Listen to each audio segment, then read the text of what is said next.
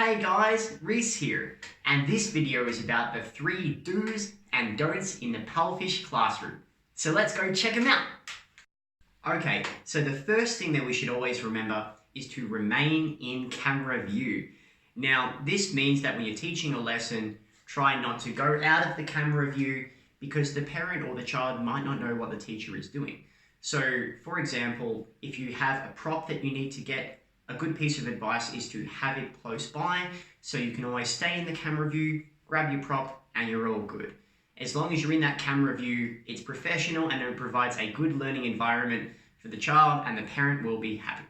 Okay, so the second thing that teachers should always remember to do is to sit an appropriate distance away from the camera. So as you can see here, this is too close, and as you can see here, this is too far away. But as you can see here, this is an appropriate distance from the camera, in my opinion, and this can ensure a positive learning environment for the child and make all of your PalFish classes go smoothly.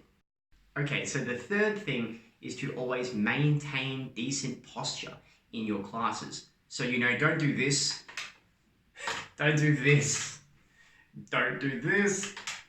Always remember to have good posture. So try and, if you're sitting down, sit straight, always have your eyes on the screen. That can be a good way that you can deliver good PalFish classes. It looks professional and the kid will be happy, and it's probably easier on your back as well.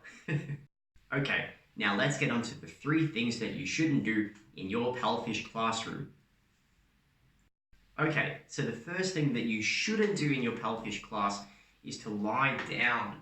So whether that just means you're on a couch and you're sort of lying down, if you're on your chair or you're doing this, it just looks a bit unprofessional in my opinion, and I think that the parent might think it's a bit unprofessional. So always remember to try and sit in a chair, sit in an upright position, and it can really help your classes. And as I've mentioned previously in this video, it looks professional, Okay, so the second thing that you shouldn't do in your PalFish class is to look up or down at the camera.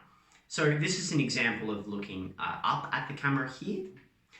Now, as you can see, if you're looking up, it looks a little bit unprofessional. And this is an example of when someone is looking down at the camera, as you can see here.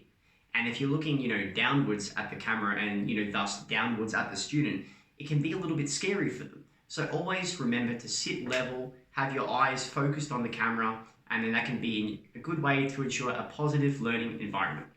Okay, now the third thing that you shouldn't do in your classes, and I have to laugh when I say this because it should be pretty self-explanatory, is to not sleep or yawn in your class.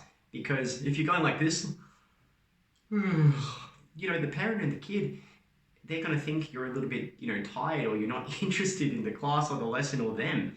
And, that would be horrible for a child or a parent to think that. So always remember to keep a good amount of energy in your classes and to smile. Definitely don't sleep or yawn.